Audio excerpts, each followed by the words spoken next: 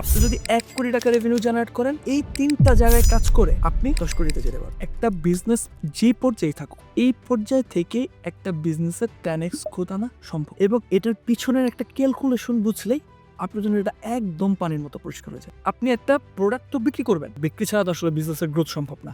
যদিও বা গ্রোথ আর স্কেলিং এর মধ্যে অনেক পার্থক্য আছে। আমি যদি গ্রোথের কথাতেই আসি, আপনি একটা প্রোডাক্ট আপনার ওয়েবসাইটে দিচ্ছেন বা আপনার প্রোডাক্ট সম্পর্কে ১,০০০ মানুষ জানে, আপনার ওয়েবসাইটে ১,০০০ মানুষ ভিজিট করে। ১,০০০ মানুষ যদি আপনার ওয়েবসাইটে ভিজিট করে, তাহলে সেখান থেকে মাত্র ১০০ জন মানুষ আপনার প্রোডাক্ট কিনে। প্রোডাক্টের প্রাইস হচ্ছে ৫০০ টাকা। ১,০০০ জন মানুষ আসে, ১০০ মানুষ কিনে, প্রোডাক্ট প্রাইস ৫০০।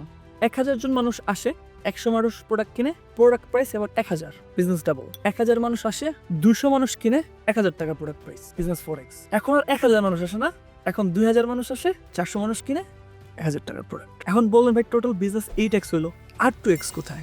আর 2x হচ্ছে আপনার বিজনেসের ব্র্যান্ডিং, আপনার বিজনেসের পজিশনিং, আপনার বিজনেসের অথরিটি, আপনার টিম কালচার এবং অন্যান্য আর যা যা মেকানিজম আছে, এগুলো আপনার বিজনেসে আরও 2x এড করে।